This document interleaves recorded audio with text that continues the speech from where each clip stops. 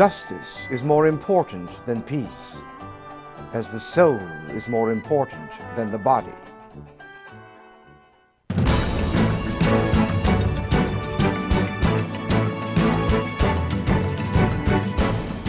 Welcome again to Issues and Ideas, the program where each week we present both sides of today's most important controversies.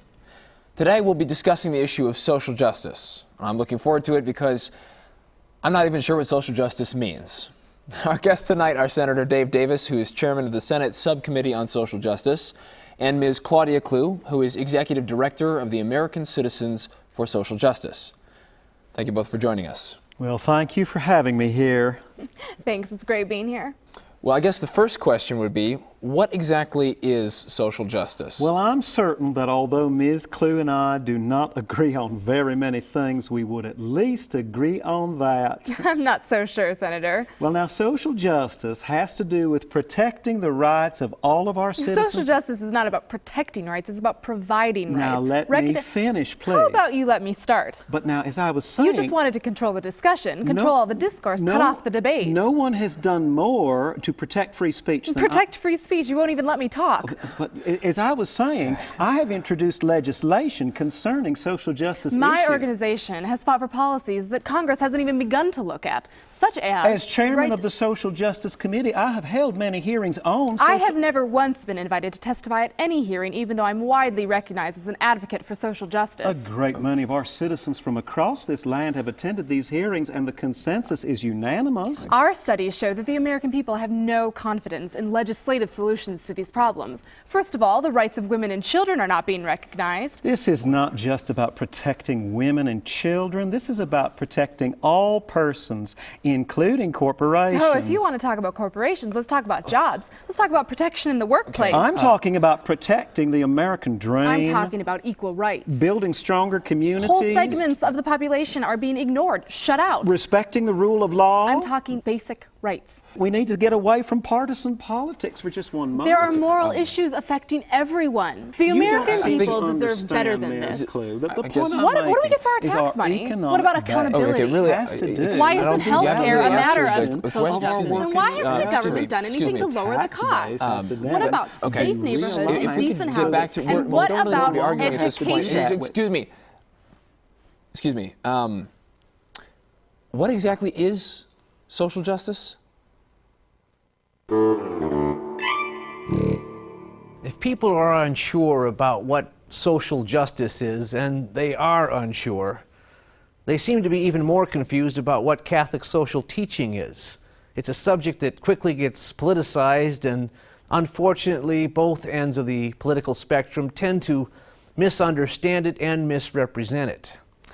Some people think Catholic social teaching simply means finding ways to excuse inexcusable behavior. But Catholic social teaching has absolutely nothing to do with homosexual rights or abortion rights or contraception rights, because none of those things are rights. They are wrongs. And the Church clearly teaches that these things are wrong, and it will not compromise its teachings on any of those matters. Catholic social teaching really does not have a lot of nuance to it. It basically boils down to one thing: justice. Justice for the poor. The Church has always emphasized the corporal works of mercy, feeding the hungry, clothing the naked, tending to the sick, and so on. But as important as those things are, this is not what Catholic social teaching is about. It's not about mercy, it's about justice. There's a distinction between justice and mercy, which is perhaps best summed up in a line from G.K. Chesterton. Children are innocent and love justice, while most of us are wicked and naturally prefer mercy. With mercy, the emphasis is about not giving the guilty what they deserve. With justice, the emphasis is about giving the innocent what they do deserve. When we recite the Magnificat, that beautiful prayer of the Blessed Virgin Mary, we are describing a vision of social justice. He hath put down the mighty from their seat. He hath exalted the humble. As Chesterton points out, every social revolution in history has failed solely because it could only fulfill half of that revolutionary maxim of the Magnificat. There have indeed been times when the mighty have been deposed from their seats, but no revolution has ever yet achieved the sequel, lifting up the humble. The Catholic Church has worked to achieve this without something so drastic as a revolution, but with the teaching and the applying of the gospel and transforming lives. The Church wants to create a just society, and one of the basic elements is that those who work are entitled to enjoy the fruits of their labor. And interestingly enough, the Church has recognized this has been a problem, especially in modern society, where a large segment of the population is not fairly benefiting from their own work. The first encyclical on Catholic social teaching was issued in the midst of the Industrial Revolution, just before the dawn of the 20th century, by Pope Leo XIII. In Rerum Novarum, he argued that in a just society, as many as possible should become owners. Ownership is an ideal. Thou shalt not steal would not be one of the commandments if ownership were not an ideal. Just as thou shalt not commit adultery would not be a commandment if marriage were not an ideal. Thou shalt not kill would not be a commandment if life were not an ideal. Thou shalt not bear false witness would not be a commandment if truth were not an ideal. So property is an ideal. Ownership is an ideal. Pope Leo XIII recognized that this ideal was not being acknowledged in the modern world. The reason why ownership is important is that it provides independence and protects that basic unit of society, the family. This important principle has been reaffirmed by all the social encyclicals issued by all the popes since Pope Leo XIII, including the recent encyclical Caritas in Veritate of Pope Benedict XVI. G.K. Chesterton and Hilaire Belloc and others took Pope Leo XIII's teaching and developed a social and economic idea known as distributism.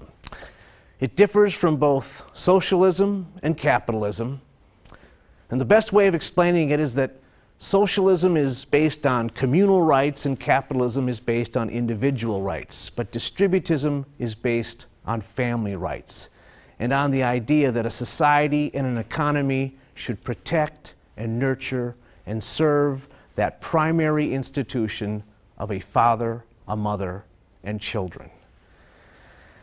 The social encyclicals are consistent with another famous encyclical, Humanae Vitae. Pope Paul VI saw all the dangers of contraception. It is the contraceptive mentality that is responsible for the myopic nature of modern economics. More wealth actually brings more misery, as desires that are fruitless and self-serving can never be fulfilled. An economy based on the philosophy of taking as much as possible cannot work because there's never any satisfaction, because there's never enough. The contraceptive mentality also lends to the idea of lending, the idea of building endless debt and never paying back anything. Take the pleasure and run. But a consumer-driven society that keeps buying and never paying is headed for collapse.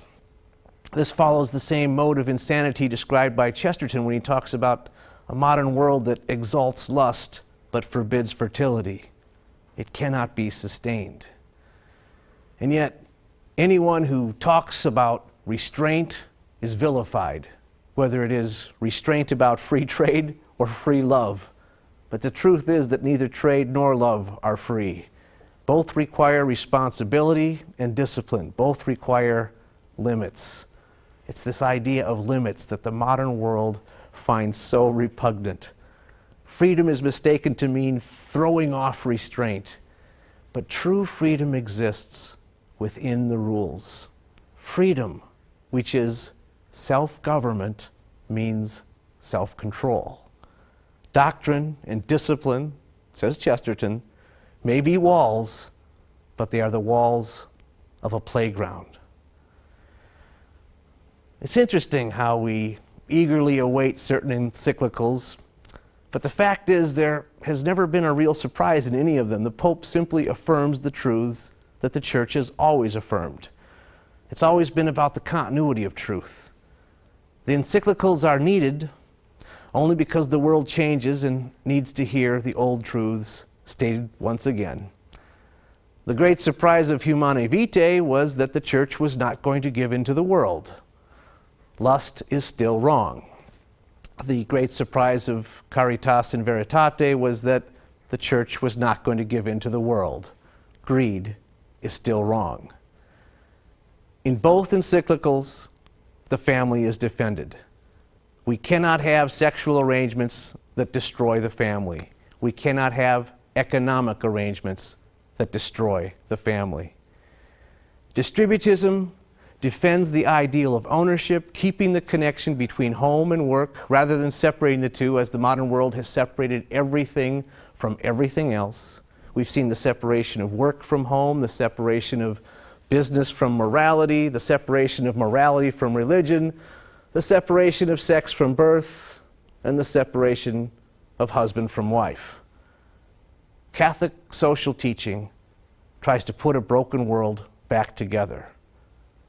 But the problem with the Church's social teaching is that it deals with a subject that makes people very, very touchy. It is a subject that is more personal even than sex. The subject is money. How we get money, how we spend it, how we keep it or don't keep it. Mammon, of course, is the one alternative to the true God. But even apart from the danger of worshiping money as a false god is the danger of making the economy a false king. Chesterton knows how sensitive a topic this is. Let me touch on that terribly delicate matter, the relation between truth and trade. Medieval man went in for a mystical idea called the just price. He wanted to know what a thing was really worth, and if possible to avoid paying too little or too much for it. Then there appeared another test of trade, equally logical and within limits, equally definite. It rested on the needs and motives of a highly simplified person who was called the economic man. This gentleman, who was certainly not a gentleman, was, by hypothesis, entirely selfish, but moderately sensible, and above all, moderately firm. He knew what he wanted, and could not be persuaded that he wanted anything else. But the modern psychology of salesmanship was entirely concerned with persuading him that he wanted something else. Business was not only no longer based on the just price, it was no longer based on the second theory of supply and demand. It was based on the idea that the supply was entitled to demand a demand. In some sense, the supply would supply its own demand. The demander was reduced to a condition in which he did not know what the devil he did demand. The trader was to study not the facts about necessity and utility and what the people want, but rather the fancies, the moods, the mechanical tricks, the mere absent-mindedness, all the weaker side of man. What Chesterton is saying here is that the old economic models don't work anymore. This same point is made by Benedict XVI in Caritas in Veritate. Chesterton predicted that in the later 20th century, most of our time would be taken up by arguing with communists, and he warned about arguing the wrong way. As I think about it, there are two recognized ways of arguing with a communist, and they're both wrong. There is also a third way, which is right, but which is never recognized. Curiously enough, the two commonest ways of contradicting communism also happen to contradict each other. The first conventional method is simple enough. The capitalist says to the communist, "You shall not enter my house, for I know you would burn it down. You shall not speak to my family, for I know you would blow them up. You are a common thief and murderer, and I am a highly respectable and moral person, and not as this Russian communist." Now that is talking like a Pharisee, and the Pharisee is a more ancient enemy of the Christian than the Marxist. But I rather prefer it to the other method, which I find extremely common among those who profess to defend property or individualism against the Marxist heresy. It is this second case. The capitalist says to the communist, "You believe in a lot of nonsense about the brotherhood of men, but I tell you as a practical man that every man wants to get as much as he can for himself, and will beat down his own brother if he needs to, in business if he can. Every man must obey his acquisitive instinct." I read these very words recently in attack on the Marxist theory. People use these arguments against communism as if they were the only arguments against communism. And then they are surprised that a number of spirited young people become communists. You see, they do not seem to see that to such young people, the capitalist in question only seems to be saying, "I'm a greedy old scoundrel, and I forbid you to be anything else." Now, the true, full, and final argument against communism is that private property is much more important than private enterprise.